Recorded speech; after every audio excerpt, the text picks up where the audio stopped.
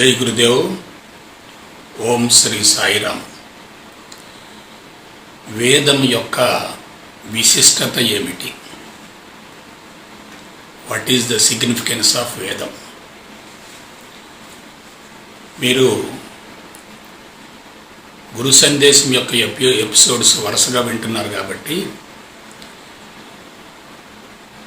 ఆధ్యాత్మికతకు సంబంధించి స్పష్టతను ఏర్పరచుకోండి. నేను అందించే విధానం అంతా శాస్త్రీయ పంథాలో ఉంటుంది కాబట్టి మీకు సందేహాలు కానీ, సంకోచాలు కానీ, అనుమానాలు కానీ నివృత్తి అయ్యే విధంగా సబ్జెక్ట్ అందించబడుతుంది కాబట్టి ఈ అవకాశాన్ని సద్వినియోగపరచుకోండి. ఒక విషయం చెప్తున్నాను, జీవితాన్ని ఎవరికి తాకట్టు పెట్టవద్దు, ఎవరిని మోయవద్దు, ఎవరికి భారం కావద్దు, ఎవరి చేత మోయించుకోవద్దు. నీది నాది మనందరిది ఒంటరి ప్రయాణమే. బొందిలో ఊపిరి ఉన్నంత వరకే నేను, నాది, నాకనే భావన ఉంటుంది. జీవుడు బయటికి వెళ్ళిన తర్వాత అక్కడ ఉండేది కేవలం జడమైన శరీరం మాత్రమే. ఇప్పటి వరకు భారతదేశంలో అమల్లో ఉన్నటువంటి విధానం ఏంటంటే, వేదాలు ఉన్నాయని, అవన్నీ మంత్రాలతో కూడి ఉన్నాయని, వాటిని చదవటం, వల్లి వేయటం, బోధించటం, నేర్చుకోవటం, తరఫీదునివ్వటం, అవి ఉపాధి కోసం, యజ్ఞయాగాదుల కోసం ఉపయోగించబడుతూ వస్తున్నాయి. పూజారులు దేవాలయాల్లో పౌరోహిత్యం చేస్తూ ఉంటారు. అవన్నీ ఆ విధంగా పవిత్రమైన కార్యక్రమాలకు ఉపయోగపడుతూ వచ్చాయి. దాన్ని అంతటినీ కర్మకాండ అంటారు. అది కూడా వేదంలో ఒక భాగమే. అయితే మీరు స్పష్టంగా తెలుసుకోవలసినటువంటి నగ్న సత్యం ఏమిటంటే, వేదం ఒక్కటే. ఈ ఒక్క మాట చాలు. ఇక వేదం అంటే నేను 5 పాయింట్లు చెప్తాను. వేదం అంటే సత్యం, వేదం అంటే విశ్వం, వేదం అంటే బ్రహ్మం, వేదం అంటే ఆత్మ, వేదం అంటే భగవంతుడు. ఇప్పుడు కొంచెం జాగ్రత్తగా ఆలోచించండి. వేదం ఎప్పుడు మొదలైంది? సృష్టి ప్రారంభమైనప్పుడే వేదం మొదలైంది. వేదం ఎంతవరకు వ్యాపించి ఉంటుంది, విశ్వం ఎంతవరకు వ్యాపించి ఉంటుందో వేదం కూడా అంతేవరకు వ్యాపించి ఉంటుంది కదా. కాబట్టి వేదాన్ని పరిమితం చేయకూడదు. పరిమితం చేస్తే అది వేదం కాదు. భాషకు అందేది ఏదైనా వేదం కానే కాదు. భాషకు అతీతమైందే వేదం అంటే. ఈ విషయాల్లో మీరు స్పష్టతను ఏర్పరచుకోకుండా కఠోర సాధన చేస్తే సత్ఫలితాన్ని పొందకపోగా దుష్ఫలితాన్ని పొందే అవకాశం ఉంటుంది. వేదం బహిర్గతమైన విధానాన్ని గురించి మీకు మరొకసారి స్పష్టతను ఏర్పరుస్తా.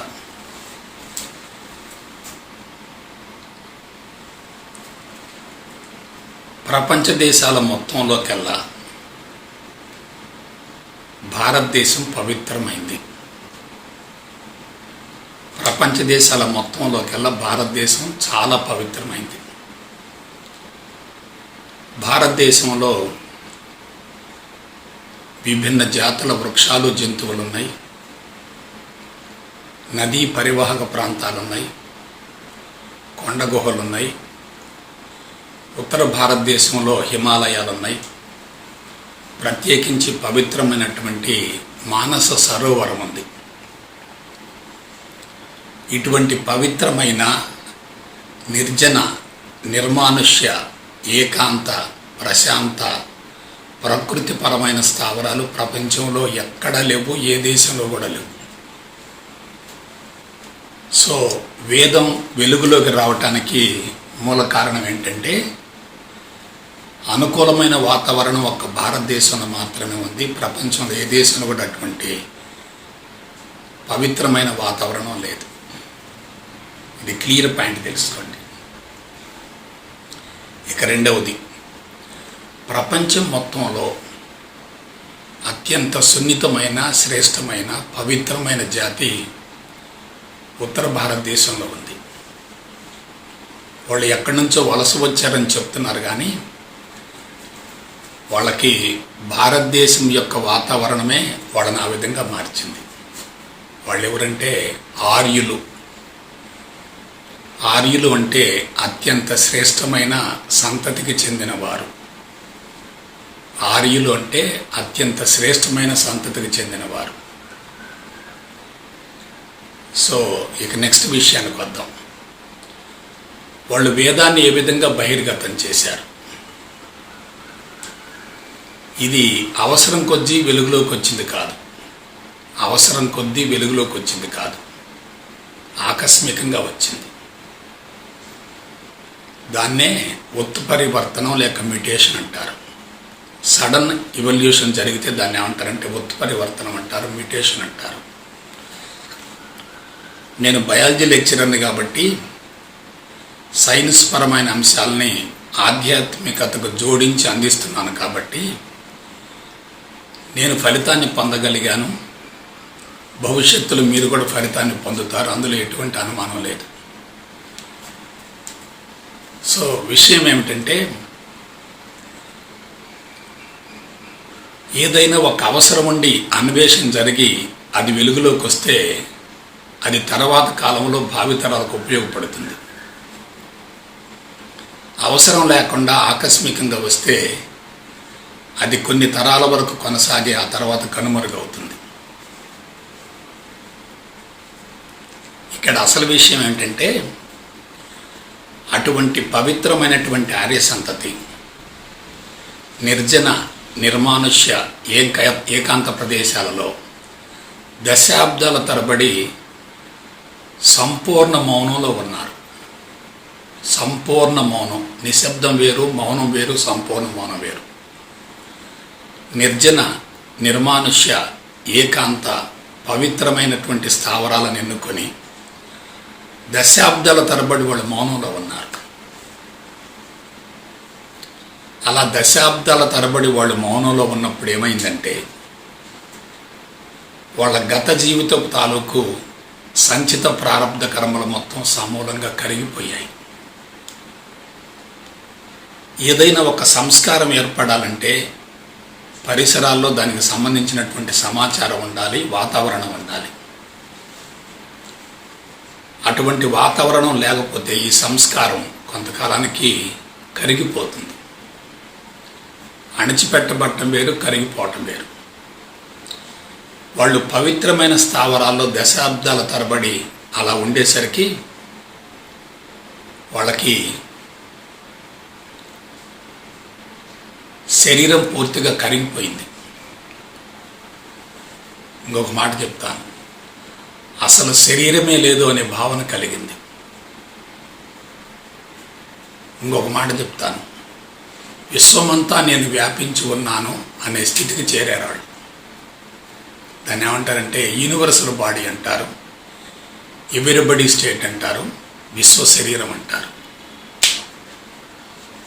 అటువంటి స్థితిలో వాళ్ళ అంతరంగం నుండి వాణి బయటకు వచ్చింది. వాణి అనుకోండి, వాక్ అనుకోండి, దాన్నే అంతరవాణి అంటారు. ఇక్కడ మరొకసారి స్పష్టంగా చెప్తున్నాను, మనం భౌతిక దృష్టితోటి, ఇంద్రియ దృష్టితోటి ప్రపంచాన్ని చూస్తున్నప్పుడు రంగులు, రూపాలు, ఆకారాలు, స్థితులు, మార్పులు, చేర్పులు, పరిణామాలు కనపడుతూ ఉంటాయి. అందుకని మనం వాటి పట్ల ఆకర్షింపబడతాం. ఆకర్షింపబడ్డ తర్వాత ఆ సమాచారం మన మేధస్సులో నిక్షిప్తం అవుతుంది. అది తర్వాత పదే పదే గుర్తుకు వచ్చి సూక్ష్మ రూపంలో ఆ మార్పులు మనకు కనిపిస్తూ ఉంటాయి. దాన్ని సూక్ష్మ దృష్టి అంటారు. మొట్టమొదటిది ఏమిటి? భౌతిక దృష్టి, ఇంద్రియ దృష్టి. రెండవది ఏమిటి? సూక్ష్మ దృష్టి. ఈ సూక్ష్మ దృష్టిని కూడా దాటి వెళ్ళగలిగితే అది ఎట్లా సాధ్యమవుతుంది? అంతరంగం పూర్తిగా ఖాళీ అయిపోవాలి. అంతరంగంలో గత జన్మల తాలూకు సంస్కారాలు మొత్తం సమూలంగా కరిగిపోయిన తర్వాత ఇక శరీరమే లేదు అనే భావన కలిగిన తర్వాత నేను విశ్వం మొత్తం వ్యాపించి ఉన్నాను అనేటటువంటి విషయం అనుభవంలోకి వచ్చిన తర్వాత ఆ వ్యక్తికి ఒక దృష్టి వస్తుంది. ఆ దృష్టినే ఆత్మదృష్టి అంటారు. ఇప్పుడు మీకు క్లియర్గా చెప్తున్నాను. ఆత్మదృష్టి నుండి వాళ్ళు కనిపించే ప్రపంచాన్ని నడిపించే పరమాత్మను ఉన్నదానిని ఉన్నట్లుగా పెంచకుండా, తగ్గించకుండా, వక్రీకరించకుండా, మార్చకుండా మానవుడి యొక్క స్వర వ్యవస్థకు అనుగుణంగా రూపొందించబడ్డటువంటి పవిత్రమైనటువంటి సంస్కృత భాషలో మంత్రాల శ్లోకాల రూపంలో అనర్గళంగా, యాదృచ్ఛికంగా, సునాయాసంగా అలా వర్ణిస్తూ వచ్చారు. ఎక్కడైనా సరే ఒక అనుభవజ్ఞుడైనటువంటి వ్యక్తి ఉంటే అతని నుంచి ఏదో పొందాలని చెప్పి కొంతమంది శిష్యులు చేరుతూ ఉంటారు. ఆ విధంగా అనుభవజ్ఞులైనటువంటి ఋషుల యొక్క అంతర్వాణి నుండి ఈ మంత్రాలు, శ్లోకాలు వెల్లడవుతూ వచ్చాయి. ఎదురుగా ఉన్నటువంటి శిష్యులు ఏం చేశారంటే వాటిని నేర్చుకోవటం ప్రారంభించారు. దాన్ని ఏమంటారంటే డైరెక్ట్ పర్సెప్షన్ అంటారు. వేదాలనేవి రాయబడ్డవి కాదు, రికార్డు గావించబడ్డాయి.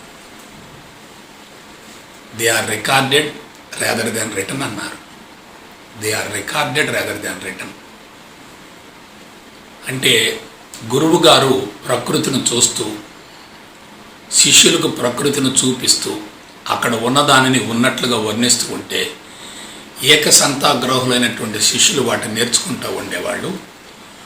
ఆ విధంగా గురువు యొక్క అంతర్వాణి నుండి శిష్యుల యొక్క మేధస్సులోకి ఈ పవిత్రమైన శబ్దాలు, మంత్రాలు, సమాచారం అందించబడింది. కాబట్టి ప్రారంభంలో వేదాన్ని ఏమన్నారంటే శృతి అన్నారు. ఆ విధంగా మంత్రాల మొత్తాన్ని కలిపి శృతులు అన్నారు. శృతులు. ఇక్కడ ఈ సమాచారం మొత్తం మీరు జాగ్రత్తగా అవగాహన చేసుకోండి. ఎందుకంటే నేను బట్టి పెట్టింది కాదు, కాపీ కొట్టింది కాదు, సమాచారం వేరే చోట నుంచి సేకరించింది కూడా కాదు. ఇది నా స్వయం అనుభవం. సో ఇప్పుడు మీకు ఒక విషయం చెప్తాను. మనం భౌతిక దృష్టితో ఉన్నప్పుడు స్థూల ప్రపంచాన్ని చూస్తూ ఉంటాం. సూక్ష్మ దృష్టితో ఉన్నప్పుడు స్థూల ప్రపంచం యొక్క సూక్ష్మత్వాన్ని చూస్తూ ఉంటాం. అదే ఆత్మదృష్టితో ఉన్నప్పుడు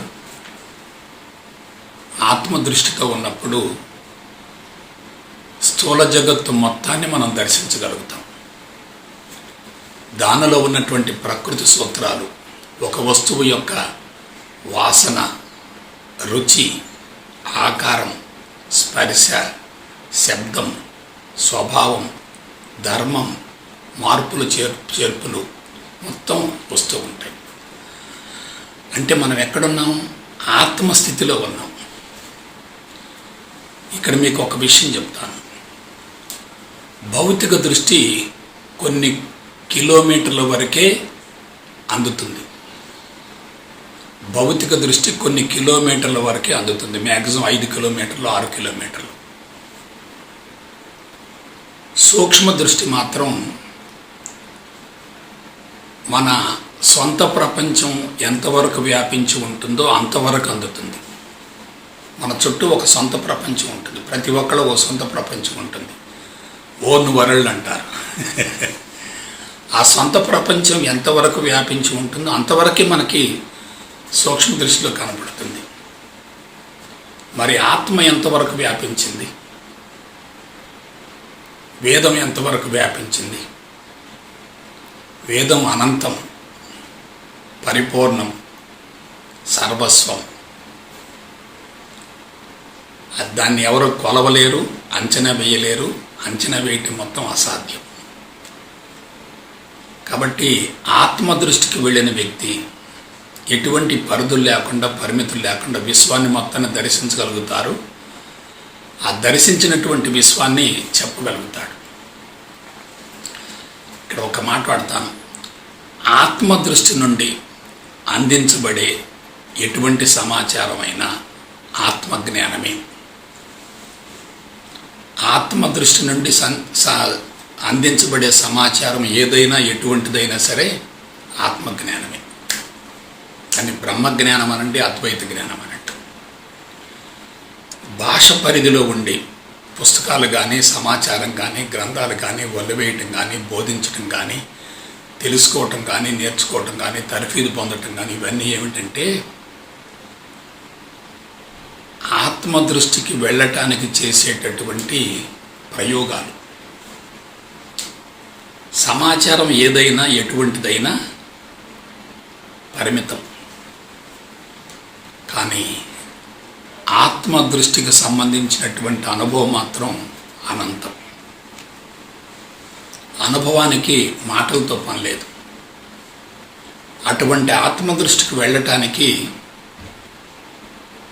ఈ గ్రంథం ఉపయోగపడింది. ఏమిటా గ్రంథం అంటే వేదం. అలా ఉపయోగపడే విధంగా ఎవరు చేశారు? వేదవ్యాస మహర్షి చేశాడు. ఎందుకు చేశాడు? అనుభవించే వాళ్ళు తగ్గిపోతున్నారు, నేర్చుకునే వాళ్ళు పెరిగిపోతున్నారు. స్వచ్ఛమైన జ్ఞానం మొత్తం రూపాంతరం చెందుతుంది. స్వచ్ఛమైన జ్ఞానం మొత్తం మాడిఫై అవుతుంది, రూపాంతరం చెందుతుంది. ఆయనకి గతం తెలుసు, వర్తమానం తెలుసు, భవిష్యత్తు తెలుసు. కాబట్టి ఒక పురాణం రాశాడు. అదేంటంటే భవిష్య పురాణం. భవిష్యత్తులో మానవ జాతి అనేక ఘోర విపత్తులు ఎదుర్కోబోతున్నారు. కాబట్టి వాళ్ళకి ఇటువంటి వేద విజ్ఞానం తప్పనిసరిగా అవసరం అనేటటువంటి భావంతో వేరువేరు కాలాలలో, వేరువేరు ప్రాంతాలలో, వేరువేరు వ్యక్తుల నుంచి వెల్లడించబడ్డటువంటి మంత్రాల, శ్లోకాల మొత్తాన్ని క్రోడీకరించి, సంకలనం చేసి, కంపోజ్ చేసి, ఒక పెద్ద గ్రంథంగా చేసి, అది ఆ విధంగా అందించేటట్లయితే కలియుగ మానవులు అందుకోలేరు అనేటటువంటి భావంతో దాన్ని విభజించి, విడగొట్టి 4 భాగాలు చేశారు. అందుకే ఆయనకి వేదవ్యాసుడని పేరు వచ్చింది. ఇప్పుడు ఒక కీలకమైన విషయం చెప్తాను. అదేమిటంటే, ఇప్పుడు కరోనా మహమ్మారి వచ్చింది. ప్రపంచం మొత్తం దద్దరిల్లిపోతుంది. భవిష్యత్ అగమ్యగోచరంగా ఉంది. దీనికి మూల కారణం ఏంటి? ఒకసారి ఆలోచించండి. ఒకే ఒక కారణం. నిన్న చెప్పాను, మరలా ఇప్పుడు చెప్తున్నాను. సంచార స్వేచ్ఛాయుత జీవనం నుండి మానవుడు సంఘపరమైన స్థిర జీవితానికి మారాడు. సంఘపరమైనటువంటి స్థిర జీవితం రాకముందు మానవుడు స్వేచ్ఛగా సంచరించాడు.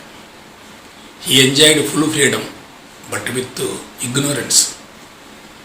అజ్ఞానంలో ఉండి కూడా సంపూర్ణ స్వేచ్ఛను అనుభవించాడు. భార్య లేదు, పిల్లలు లేరు, సంతానం లేదు, పోషణ లేదు, బాధ్యతలు లేవు, బరువులు లేవు, ఎటువంటి బంధాలు లేవు ఆయనకి. అలా ఉన్న వ్యక్తి మనసు ఎలా ఉంటుంది? అలా కాకుండా బంధాల్లో ఇరుక్కున్నటువంటి వ్యక్తి, బాధ్యతలు నెరవేర్చే వ్యక్తి, బరువులు మోసే వ్యక్తి యొక్క అంతరంగం ఎలా ఉంటుందో మీరు అంచనా వేయండి.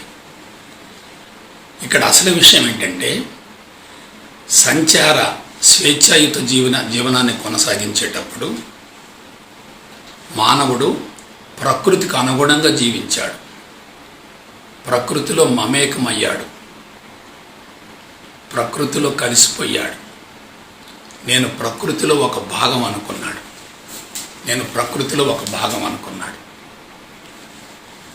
ఎప్పుడైతే స్థిర జీవితానికి వచ్చాడో, సంఘ జీవితానికి వచ్చాడో, సామూహిక జీవితానికి వచ్చాడో, అతను ప్రకృతి నుండి వేరైపోయాడు.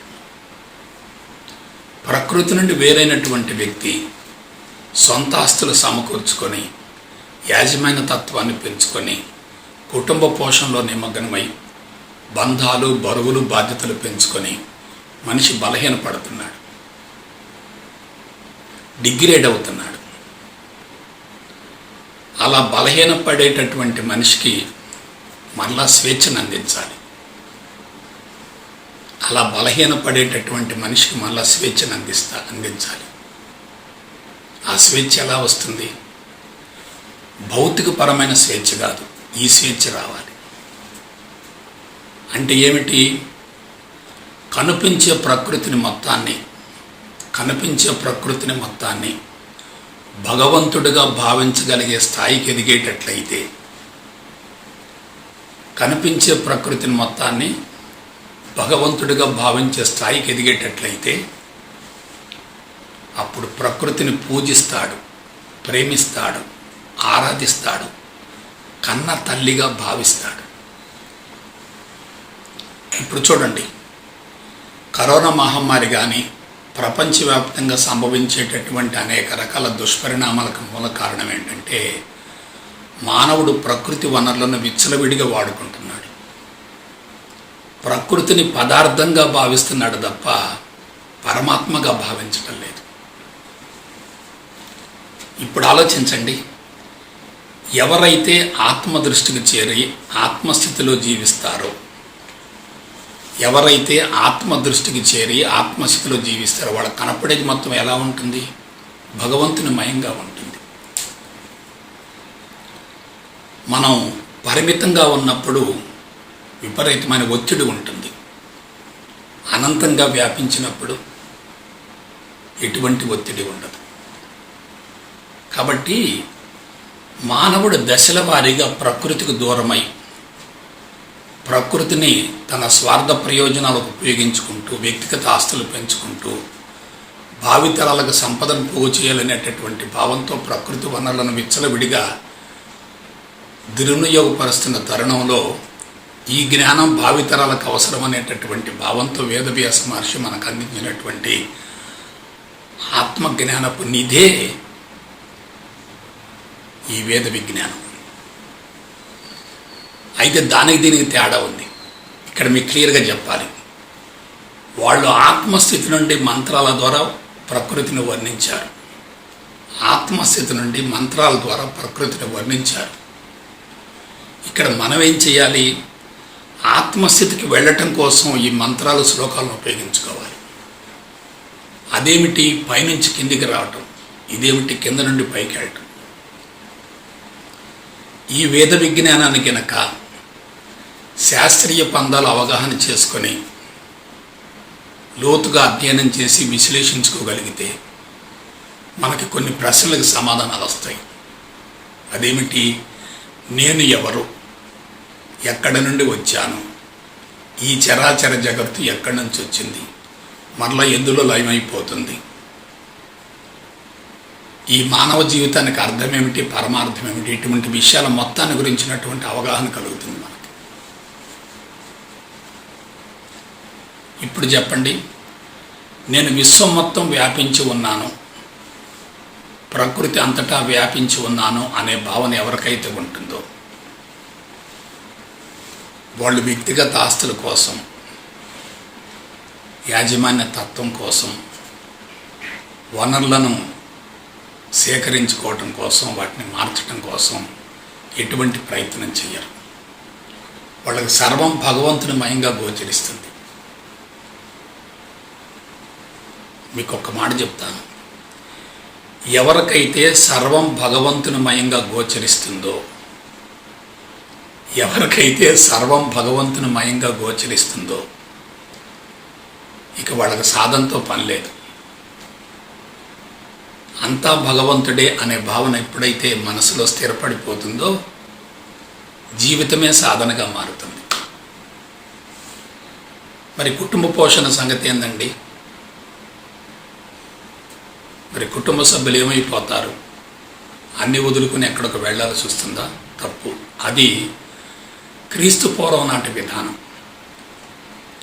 ఆధ్యాత్మికతలో ఉన్నటువంటి ఒకే ఒక ప్రమాదం ఏమిటంటే ఆ మార్గంలో ఉన్నటువంటి ఔన్నత్యాన్ని బట్టి కఠోర నియమాలను, కఠోర సాధన విధానాలను ఆనాడు ఏర్పరిచారు. కానీ మానవుడు ఇప్పుడు ఎక్కడున్నాడు? 21వ శతాబ్దంలో ఉన్నాడు. ఆనాడు మేధస్సులు ఎలా ఉన్నాయి? ముడి రూపంలో ఉన్నాయి. ఈనాడు మేధస్సులు ఎలా ఉన్నాయి? సూక్ష్మ రూపంలో ఉన్నాయి. సూక్ష్మ రూపంలో ఉన్నటువంటి మేధస్సులపై బలవంత ప్రయోగాలు చేయకూడదు. సున్నితమైన, విలువైన, సూక్ష్మమైన, అనంతమైనటువంటి మేధస్సుల మీద బలవంత ప్రయోగాలు చేసేటట్లయితే సత్ఫలితం రాకపోగా నష్టపోయే అవకాశం ఉంది. అందుకని బిడ్డలారా, విశ్వం మారుతుంది, ప్రకృతి మారుతుంది, మానవుల యొక్క మేధస్సులు మారుతున్నాయి. ఇదంతా నిరంతరం పరిణామం జరుగుతుంది. పరిణామం జరుగుతున్నప్పుడు మేధస్సుల యొక్క స్థితిని బట్టి మనం ప్రయోగాలు చేయాలి తప్ప పాతకాలపు విధానాల్ని నవీన మేధస్సులపై బలవంతంగా ప్రయోగించకూడదు. ఇక మీకు ఒక్క మాట చెప్తున్నాను, ఇదే లాస్ట్ మాట.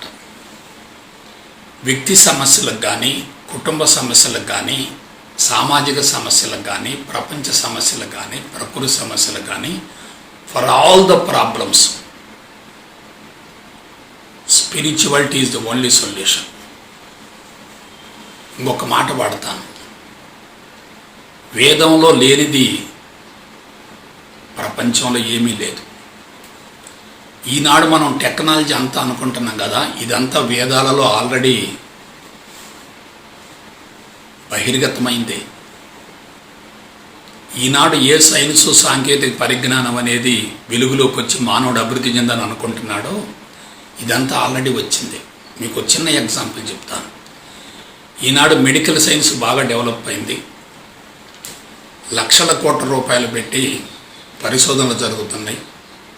వ్యాధులకు మందులు కనిపెడుతున్నారు, నివారణ చర్యలు చేపడుతున్నారు. ఇది మంచి పరిణామమే.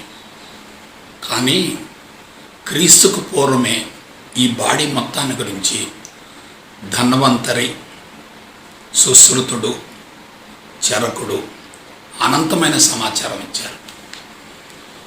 ఈనాడు హాస్పిటల్స్లో జరిగేటటువంటి ఆపరేషన్స్ మొత్తం క్రీస్తు పూర్వమే జరిగినాయి. ఆ విధంగా మనిషి పుట్టుక నుండి మరణం వరకు జీవనశైలి ఎలా ఉండాలి అనే దాని గురించి శాస్త్రయుక్తంగా అందించినటువంటి పవిత్రమైనటువంటి గ్రంథాలే ఆ వేదాలు. ఋగ్వేదం అంతరిక్షాన్ని గురించి తెలియజేసింది. పాలపుంతలు, నక్షత్ర మండలాలు, కుటుంబాలు, కూటములు, వీటి మొత్తాన్ని గురించి ఋగ్వేదం తెలియజేసింది. యజుర్వేదం ఏం చేసింది? మన బాడీ మొత్తాన్ని గురించి తెలియజేయటమే కాకుండా పుట్టుకకు ముందేమిటి, మరణం తర్వాత ఏమిటి, బంధాలేమిటి, అనుబంధాలేమిటి, ఆస్తులేమిటి, అంతస్తులేమిటి మొత్తం చెప్పింది. అందుకే దాన్ని సెల్ఫ్ నాలెడ్జ్ అంటారు, సైంటిఫిక్ సెల్ఫ్ నాలెడ్జ్ అంటారు. సామవేదం ఏం చేసింది? ఋగ్వేదాన్ని యజుర్వేదం రెంటిని కలిపేసింది, ఒకటిగా చేసింది. అంటే విడివిడిగా ఉంటే ద్వైతం అవుతుంది, ఒకటిగా ఉంటే అద్వైతం అవుతుంది. ఆధారణ వేదం ఏం చేసింది? ద్వైతాన్ని, విశిష్టాద్వైతాన్ని, అద్వైతాన్ని మూడింటిని కలిపి విశిష్టమైన అద్వైతంగా ప్రకటించింది. ఇప్పుడు నేను మీకు ఒక సలహా ఇస్తున్నాను. మనం భవిష్యత్తులో అనేక ఘోర విపత్తులు ఎదుర్కోబోతున్నాము. నేను మీకు క్లియర్గా చెప్తున్నాను. వినకూడని వార్తలు వింటాం, చూడకూడనటువంటి దృశ్యాలు చూస్తాం. మన కళ్ళ ముందే అతి భయంకరమైనటువంటి ప్రకృతి వైపరీత్యాలు జరుగుతాయి. వందల వేల లక్షల సంఖ్యలో ప్రాణ నష్టం జరుగుతుంది. లక్షల కోట్ల రూపాయల ఆస్తులు మొత్తం కూడా ప్రకృతి వైపరీత్యాలకి భస్మీపట్నం అయిపోతాయి, గందరగోళం అయిపోతాయి. జరిగిపోయిన కాలమే బాగుందనిపిస్తుంది, జరగబోయే కాలం ఇంకా భయంకరంగా ఉంటుంది. దానికి మూల కారణం చెప్తాను. ప్రభుత్వాలు కానీ, పాలకులు కానీ భౌతికపరమైన అభివృద్ధి ద్వారా మనిషిని సమస్యల సుడిగుండం నుంచి విడుదల గావించాలనే భావంతో, ప్రణాళికలతోటి, పథకాలతోటి లక్షల కోట్ల రూపాయలు ఖర్చు పెట్టి డెవలప్మెంట్ చేస్తున్నారు. కానీ మీరు నేను తెలుసుకోవలసిన నగ్న సత్యం ఏంటంటే, ఈ డెవలప్మెంట్ మొత్తం కూడా ప్రకృతి వనరులతో ముడిపడి ఉంది. అది వినాశనంలో ఒక భాగమే. ఏ దేశంలోనైతే డెవలప్మెంట్ ఎక్కువ జరుగుతుందో ఆ దేశంలో వినాశనం ఎక్కువ జరిగినట్లే. గత 40-50 సంవత్సరాలుగా వినాశనం వేగంగా జరిగింది. రాబోయే కొన్ని దశాబ్దాలు ఈ వినాశనం ఇంకా వేగంగా జరుగుతుంది. అటువంటి తరుణంలో ముందు మనం ఏం చేయాలి? మనల్ని మనం సేవ్ చేసుకోవాలి. మనం ఆ సంఖ్యల నుండి బయటపడాలి, బంధాల నుంచి బయటపడాలి, ఆరోగ్యంగా ఉండాలి, సుదీర్ఘాయువుతో జీవించాలి, మానసిక ప్రశాంతత ఉండాలి, ఆనందం ఉండాలి. కాబట్టి ఈ 4 సంక్రమించి సునాయాస మరణాన్ని పొంది జీవిత పరమార్థం నెరవేర్చుకోవాలంటే వేద విజ్ఞానం అనేది తప్పనిసరి. అది కూడా ఎలా ఉండాలి? నవీన మానవుని మేధస్సుని ఆకట్టుకునే విధంగా సశాస్త్రీయ పందాలో ఉండాలి. నేను జీవశాస్త్రాన్ని, జన్యుశాస్త్రాన్ని, పరిణామ శాస్త్రాన్ని, శరీర ధర్మశాస్త్రాన్ని గురించి నాకు అవగాహన ఉంది కాబట్టి అటు వేదాంతాన్ని ఇటు సైన్స్ రెంటిని సమన్వయం చేసి అందిస్తున్నాను కాబట్టి మీకు తప్పనిసరిగా అవగాహన కలుగుతుంది, అనుభవంలోకి వస్తుంది. నేను చేసేది ఒక సుదీర్ఘమైనటువంటి యజ్ఞం. కబుర్ల కోసం, కాలక్షేపం కోసం మీ ముందుకు రావటం లేదు. నేను చేసినటువంటి ఆ తపస్సు ఫలితాన్ని మీకు అందించబోతున్నాను. కాబట్టి మీరు వేదాన్ని గురించి స్పష్టత ఏర్పరచుకొని మీ జీవితానికి అన్వయించుకొని మిమ్మల్ని మీరు సంస్కరించుకొని సమాజ ఉద్ధరణలో మీ వంతు కృషి చేస్తారని చెప్పి మనసా వాచ కర్మణ కోరుకుంటూ సెలవు తీసుకుంటాను. జై గురుదేవ్, జై గురుదేవ్, జై గురుదేవ్.